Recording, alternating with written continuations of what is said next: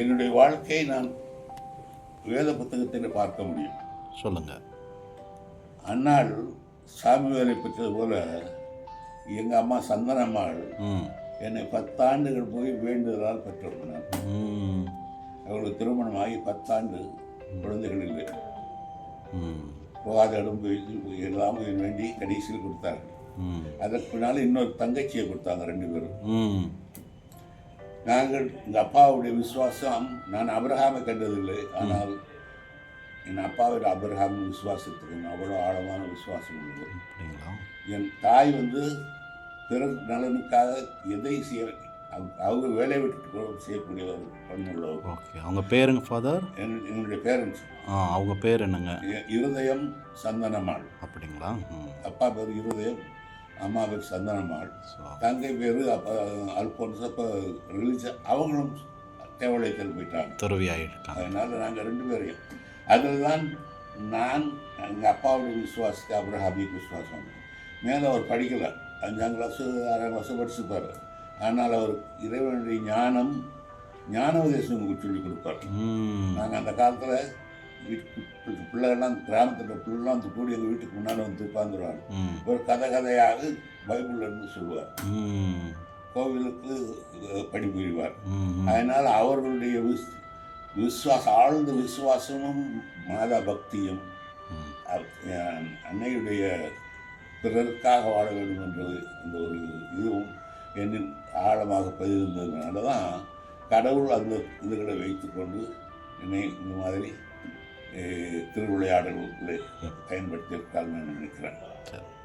சந்தோஷம் ஃபாதர். இவ்வளோ தூரம் இவ்வளோ நேரம் எங்களுடைய பணி அனுபவத்தை எவ்வளவு சுருக்கமாக அந்த நீண்ட வரலாறு நீங்கள் சுருக்கி சொல்லியிருக்கிறீங்க. இது உண்மையிலேயே பலருக்கு சாட்சியாக இருக்கும். கடவுள் இன்னும் பயன்படுத்துவார் பலரை. கடவுளுடைய கனவு நாம் காணும் பொழுது, ஸோ கடவுளின்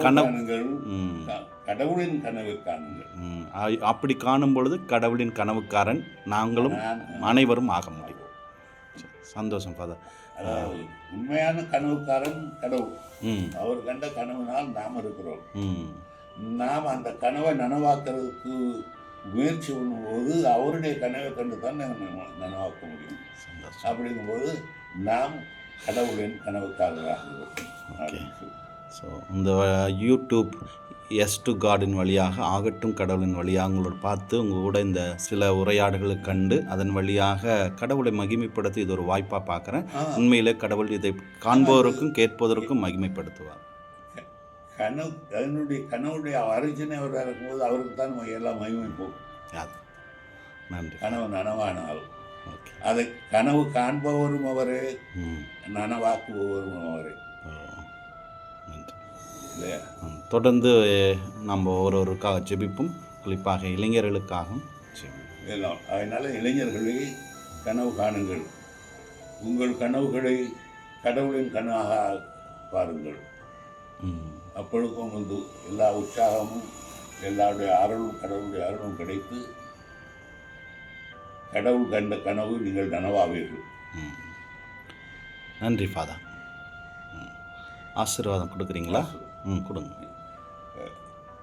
இதுவரைக்கும் கேட்டவர்கள் அனைவருக்கும் இறைவனுடைய ஆசை நிறைவாக கிடைக்கும். தூய ஆவியானவர் உங்களுடைய நம்பிக்கையையும் உங்களுடைய எதிர்பார்ப்புகளையும் உறுதிப்படுத்தி உங்களுக்கு ஊக்கமுற்று உங்கள் வாழ்க்கை பிறருக்காக இருக்க வேண்டும் என்று ஆசீர்வதித்து வழிநடத்துமாறு எல்லாமல்ல தந்தை மகன் தூயாவின் பெயரால் உங்களை ஆசீர்வதிக்கிறேன். மாதாவுடைய அருளும் ஆசையும் அரவணைப்பும் வழிகாட்டலும் பரிந்துரையும் எப்போதும் உங்களுடைய வேண்டுதல்களை இறைவனிடமிருந்து பெற்றுத் தருவதாக. ஆமென்.